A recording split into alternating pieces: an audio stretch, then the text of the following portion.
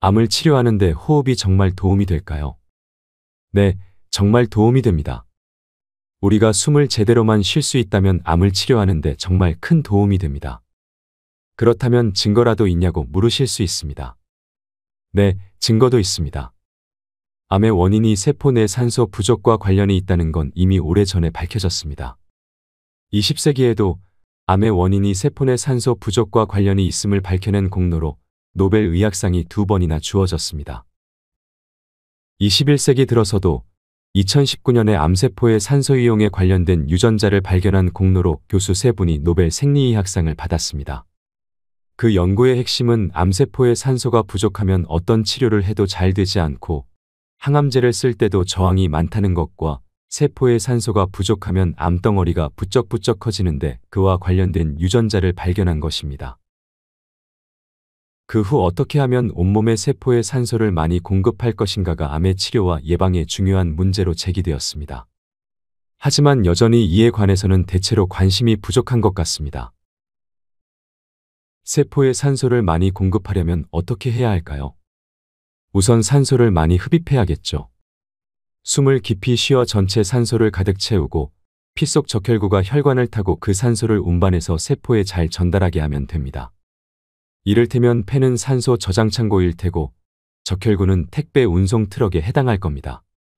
우선 창고에 산소가 충분히 저장돼 있어야 하고 운송 트럭인 적혈구가 산소를 싣고 시원하게 뚫린 도로를 달리듯이 순환이 좋아야 합니다.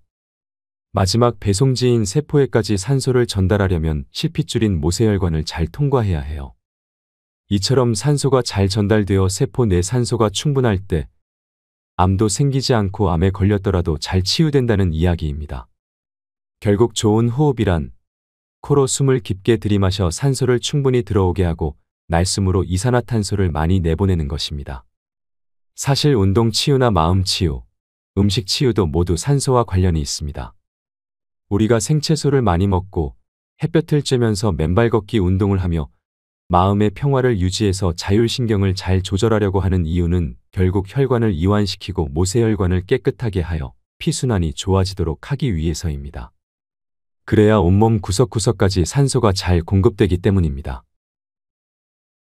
어떻게 숨을 쉬어야 산소가 많이 흡입될까요? 그 답은 깊은 심호흡을 통해 아랫배로 쉬는 복식호흡입니다. 갓난아이가 막 태어났을 때 숨쉬는 모습을 보면 아랫배가 오르락 내리락 합니다. 복식호흡을 하는 겁니다.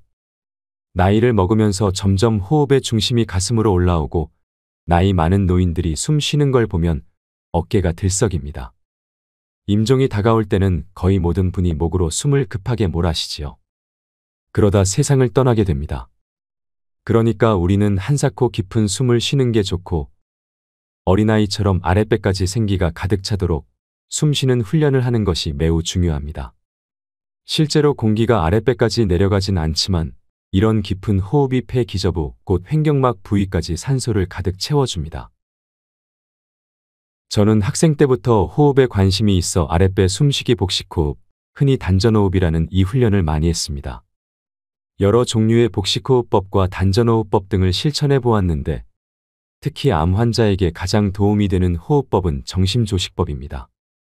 정심조식법은 일본 내과 의사 시오야 노부오가 개발한 호흡법으로 방법은 아주 간단합니다. 우선 이분을 잠깐 소개하자면 일본 도쿄에서 내과 의사로 활동하다가 만 105세가 되던 2008년에 세상을 떠났습니다. 일제강점기에는 경성제국대학 교수로 지내기도 했습니다. 이분은 20세기 일본의 가장 위대한 의사 중 한 분이라는 평을 받았습니다. 이분은 어렸을 때 아주 병약했고 30대에 결핵에 걸려서 죽을 뻔하기도 했습니다. 자기 몸이 약하고 병에 시달리다 보니 어떻게 하면 건강한 몸이 될 것인가에 관심이 많았습니다. 그런데 이분에게 가장 도움이 되었던 것이 바로 정심조식법입니다. 이 호흡법은 아주 단순하고 시간이 오래 걸리지 않으니 가능하면 바로 따라서 연습해 보시면 좋겠습니다. 의자에 앉아서 해도 되고 건강이 좋지 않아 의자에 앉아있기 어려운 분들은 누워서 해도 좋습니다. 누워서 할 때는 손바닥을 바닥에 대고 편하게 누우면 되고 의자에 앉아서 할 때는 등받이에 기대지 말고 바르게 앉아서 두 손을 그냥 본인이 편한 대로 감아서 배꼽 아래쪽 배에 가볍게 댑니다. 숨을 들이마실 때는 우주에 가득 차 있는 나를 살리는 생기가 들어온다라고 속으로 말하면서 코로 숨을 들이마십니다. 이렇게 생기를 들이마실 때 배꼽 및 아랫배에 풍선이 들어있다고 생각하면서 그 풍선의 생기를 가득 채웁니다. 가득 생기를 채운 다음 약 10초가량 숨을 멈춥니다. 그때 내 의식은 아랫배 풍선에 가 있습니다. 멈춰있는 10초 동안 항문의 괄약근을 조입니다. 그러면 아랫배가 생기로 가득 차서 빵빵해진 느낌이 듭니다. 그 다음 코로 숨을 서서히 끝까지 길게 내쉽니다. 이때 숨이 가쁠 수 있습니다. 그럴 땐 평소 호흡하듯 들이쉬고 내쉬고를 한 번 하면 곧 좋아집니다. 이 호흡을 보통 20에서 30회 정도 반복하시면 됩니다. 생기 호흡을 할 때는 내 의식이 항상 아랫배에 집중되는데 그때 내가 원하는 일이 이미 다 이루어졌다고 믿고 이루어져 있는 모습을 상상하며 속갯말을 해도 좋습니다. 환자라면 병원에 갔더니 의사가 나에게 완치되었다고 해서 너무나 기뻐하는 모습을 상상하는 것도 좋습니다. 호흡과 상상을 연결하여 호흡해 보세요. 숨을 들이마실 때 생기가 들어온다. 그래서 아랫배에 가득 차 있다. 항문을 조이고 10초가량 멈출 때 나는 완치되어 최고로 건강하다. 숨을 내쉴 때 내 몸속 노폐물이 다 배출돼 내 전신이 깨끗하게 치유되었다. 그 다음 평소대로 숨을 들이마셨다 내쉽니다. 이와 같은 깊은 호흡과 상상법을 20에서 30회 정도 반복하면 좋습니다. 그러고 나서 이제 깊은 호흡은 멈추고 아랫배에 의식을 집중하면서 평소대로 호흡합니다. 그렇게 숨 쉬면서 마음속으로 말합니다. 이 세상 만민은 모두 다 건강하고 행복하다. 이런 말을 하는 것은 나한테 좋은 효과를 가져옵니다. 지금까지 생기 호흡 방법과 치유 원리를 말씀드렸는데 정말 쉽고 단순하지 않습니까?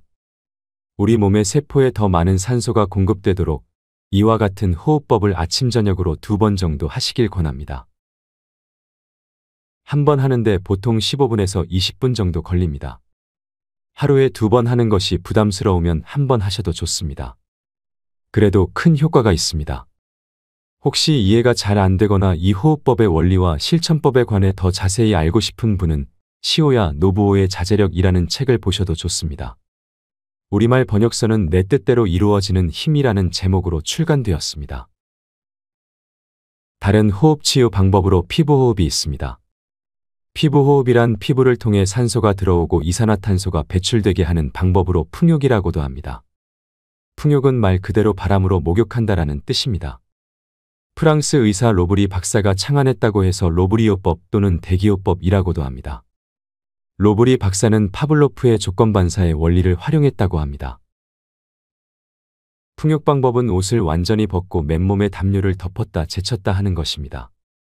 발가벗은 채 일정한 시간 간격으로 담요를 덮었다 제치기를 반복합니다. 풍욕은 많이 알려져 인터넷에서도 찾아볼 수 있습니다. 한 번 하는데 30분 정도 걸리는데 풍욕도 아주 강력한 효과가 있습니다. 피부를 통해 산소가 흡입되고 노폐물이 배출됩니다. 또 한 가지 소개해 드리는 방법은 우리가 언제라도 할 수 있습니다. 숨을 천천히 들이마시고 내쉬면서 손가락과 발가락 비틀기입니다. 손가락을 하나씩 하나씩 수도꼭지 돌리듯이 비틀면서 천천히 숨을 들이마시고 내쉬고를 반복합니다. 내쉴 때는 입으로 내쉬면서 손가락 비틀기를 합니다. 숨을 들이마실 때는 생기가 들어온다. 내쉴 때는 나쁜 기운이 나간다. 곧 노폐물이 나간다. 그래서 치유되었다라고 상상합니다. 이렇게 손가락과 발가락을 하나씩 비틀며 숨을 들이마시면서 생기가 들어온다. 내쉬면서 노폐물이 다 나가서 깨끗이 치유되었다라고 속으로 말하는 것입니다. 손가락 10개와 발가락 10개를 모두 다 하고 나면 정말 기분이 좋아지는 것을 느낄 수 있습니다. 이 호흡법은 모세혈관에 산소가 잘 공급되게 합니다. 우리 혈관의 70에서 80%가 팔다리에 분포되어 있는데 손가락, 발가락 비틀기를 하며 호흡하면 팔다리 쪽으로 피를 끌어당기는 음압 효과가 있어 말초혈관의 피 순환에 도움이 됩니다. 지금까지 소개해드린 호흡 치유법들은 현재 암을 앓는 분들이 지속적으로 실천하시면 큰 효과를 볼 수 있습니다.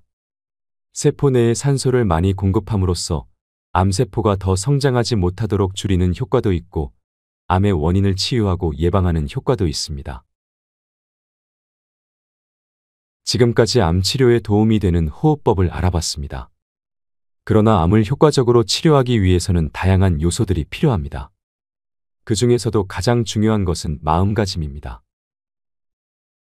긴장과 스트레스를 해소하고 마음의 평화를 유지하는 것이 암 치료의 가장 중요한 요소입니다.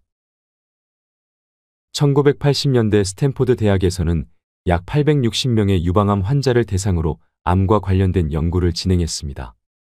한 그룹에는 표준 치료만을 제공하고 다른 한 그룹에는 마음을 변화시키는 프로그램을 추가했습니다. 이 연구는 마음가짐이 암의 치유와 생존에 큰 영향을 미치지 않을 것이라는 가정을 검증하기 위한 것이었지만 결과는 예상과는 크게 달랐습니다. 마음을 변화시키는 프로그램에 참여한 그룹이 훨씬 더 높은 치유 및 생존율을 보였기 때문입니다. 이 연구 이후 많은 의사들이 마음가짐이 암 치료에 있어 중요한 도구가 될 수 있음을 깨닫게 되었습니다. 암을 치료하는 데 가장 중요한 것은 마음의 도구를 잘 활용하는 것이라는 점을 반드시 알아야 합니다. 환자가 암을 두려워하고 걱정하기보다는 긍정적이고 희망적인 마음을 가지면 실제로 암이 치유되기도 하며 생존율 또한 높아질 수 있습니다.